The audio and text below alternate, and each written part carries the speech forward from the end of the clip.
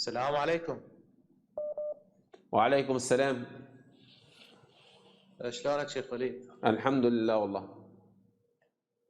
شيخ وليد، تعرف الكلام هسه تكلمت فيه قبل شويه، والشيعة يؤمنون بتحريف القرآن وكذا وكذا.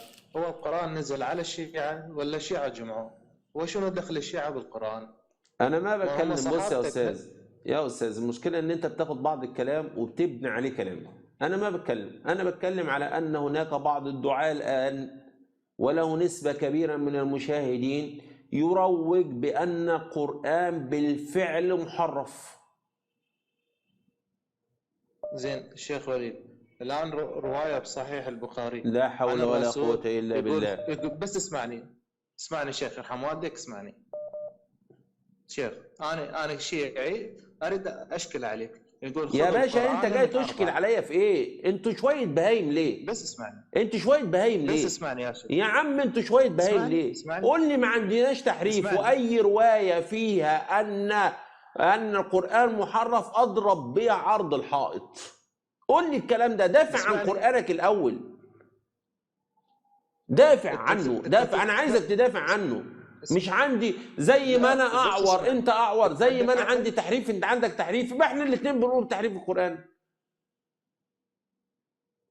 ليش ما تخليني اتكلم؟ يا عم روح يا عم، بلا غباء يا عم، ده انتوا شويه بهايم اغبياء.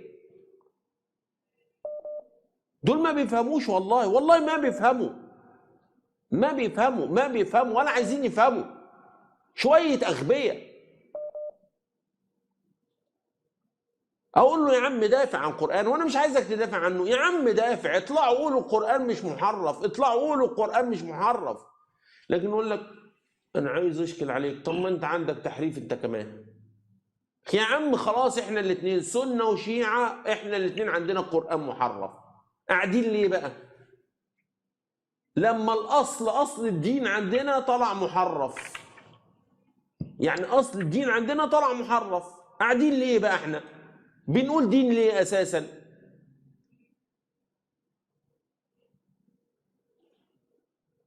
يا أخي سبحانك يا رب. يا عم خلاص تعبنا منكم،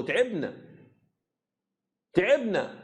لما هو القرآن محرف والله العظيم أنا ولا عايز أهل بيت. أهل بيت مين بقى؟ خلاص ولا فيها أهل بيت، ولا أهل بيت ولا أهل غيط. لما القرآن محرف لا فيها أهل بيت ولا أهل غيط. يعني هم اللي حرفوا القرآن مش هيقدروا يحرفوا أهل البيت، مش هيقدروا يحرفوا كلام أهل البيت، مش هيبقى كلام أهل البيت مزور عليهم. يبقى خلاص لا دين لا قرآن ولا أهل بيت. يا أخي دول ما بيفهموش. بص إنسان ما يفهمش طبيعي، مش مشكلة عادي، لكن ده مش عايز يفهم. يعني كل ده ومش عايزين يفهموا، دافعوا. أنا اللي بقول لك دافع عن القرآن. السلام عليكم. لا تنسوا الاعجاب بالفيديو والاشتراك في القناة تشجيعا لنا لنستمر بنشر المزيد إن شاء الله.